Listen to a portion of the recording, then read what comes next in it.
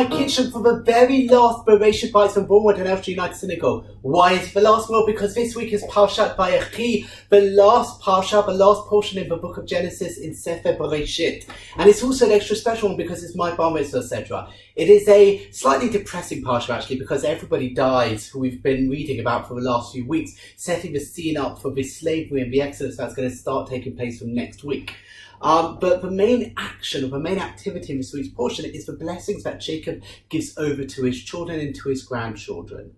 And here is where we're going to be focusing our food choice, but also my little idea for the week. The idea I want to share with you is as follows.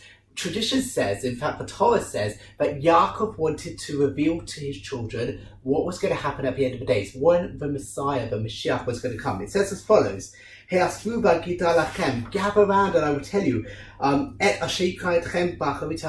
is going to happen in the end of the days. But if you continue reading, Yaakov doesn't reveal what's going to happen at the end of the day. In fact, it just says, Yaakov, gather together and listen, O children of Jacob. But at no point does Yaakov reveal what and when the Mashiach is going to come. And on this, the commentators say what happened was Yaakov wanted to reveal. Yaakov knew, but as the moment that he wanted to reveal it, God caused him to forget it. But luckily for us, Yaakov didn't forget everything. He forgot when, but he didn't forget how the Jewish people were going to be able to bring around the Messiah.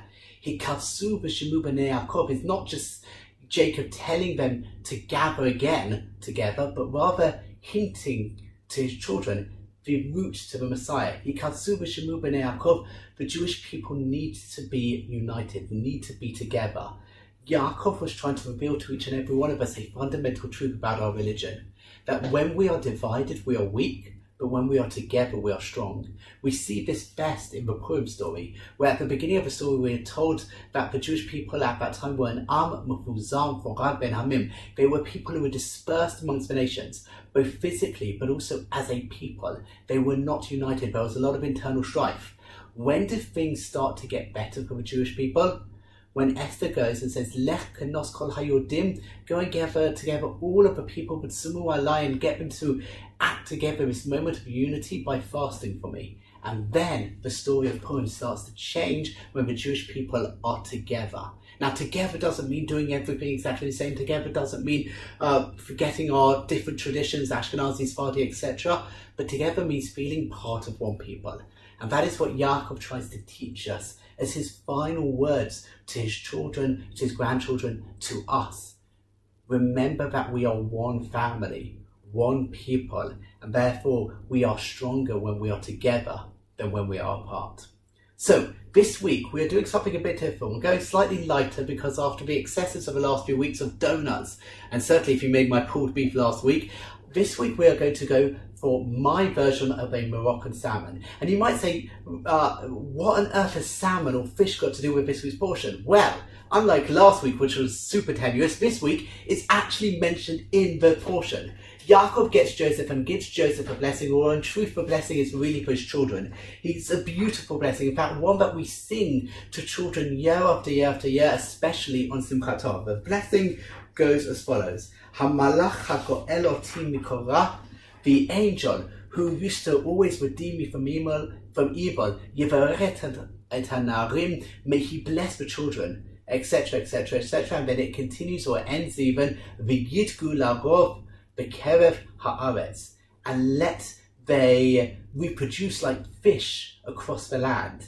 Jacob blesses Ephraim and Manasseh that they will have many children and that their influence will continue to grow and grow and grow, and that their descendants will grow and grow and grow, just like fish reproduce abundantly, so too Joseph, Ephraim and Manasseh should reproduce abundantly.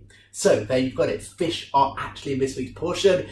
So we are making some Moroccan salmon. Give this a go. I think it's really quite yummy. I hope you do too. We are making my version of a Moroccan salmon. I don't know if it is the authentic version, but for me this works. It's a beautiful way to eat salmon, especially in the winter. Now, I'm starting off with a pan, and the pan is on a medium heat. And in this pan, I'll show you, one onion and also one chopped pepper, which I've been slowly frying over medium heat for 10 minutes. So you've got to get one onion sliced, 1 red pepper, bell pepper, sliced and fry it over medium heat with about a tablespoon of olive oil for about 10 minutes. Once you've done that, add in 4 chopped cloves of garlic and give it a bit of a mix and just cook it down for about 30 seconds.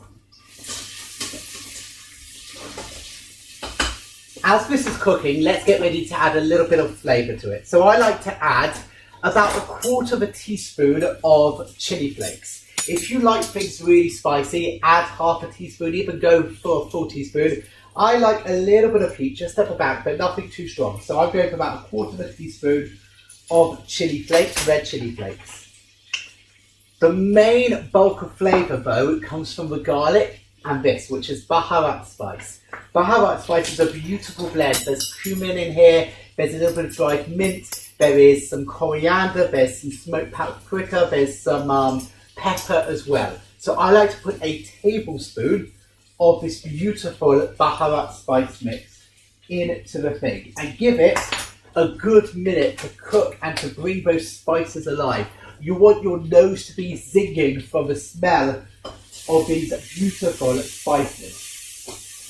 If you could smell, you would be falling in love with this dish at the moment. It is absolutely amazing. So, to recap, because this is quite a simple dish, you want the sliced onions. You want 1 sliced onion, you want 1 sliced pepper. You want to fry that for 10 minutes over a low, medium heat. Add in then 4 cloves of garlic, which you've chopped, 1/4 teaspoon of chili flakes, a tablespoon of Baharat Spice. Give that a mix and then add in a tin of chopped tomatoes. And let it come up to a bit of a simmer, a bit of a boil before you put it over the salmon. Now, in truth, that sauce that I've made is probably enough for 4, even 5 fillets of salmon. I'm only going to be using 2 fillets. Each fillet is about 110 grams. Whilst I've been preparing this, I've had my oven preheating to 180 degrees. So, get your beautiful sauce. Resist the temptation to eat it now. This is beautiful with like some really crusty bread. I love to do it with sourdough, in fact. And get the sauce, and you want to basically just pour it all over your salmon fillet. Completely cover the salmon.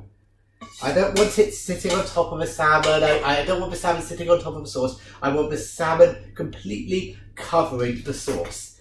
And then wrap really tightly your dish in silver foil. Now, normally I would say salmon takes between 10 to 12 minutes to cook, but because it's got so much sauce, I'm going to put it in the oven for 20 minutes, and it's going to soak up all of this beautiful flavour. I'll show you once it's done. So this has come out of the oven, it's been in the oven for 20 minutes, it smells absolutely amazing. Let me show you what it looks like. Just get a slice of fish into a bowl. Make sure you get some of the sauce on top, because you want to dip your challah, you want to dip some crusty bread into it. And here you go. So, here it is. Beautifully cooked salmon, perfectly spiced tomato sauce with onions and peppers. I can think of no better way for us to finish off our journey through the Book of Bereishit than this, my Moroccan salmon. Thank you so much for watching Bereishit Bites. I hope you've enjoyed this. Shabbat Shalom.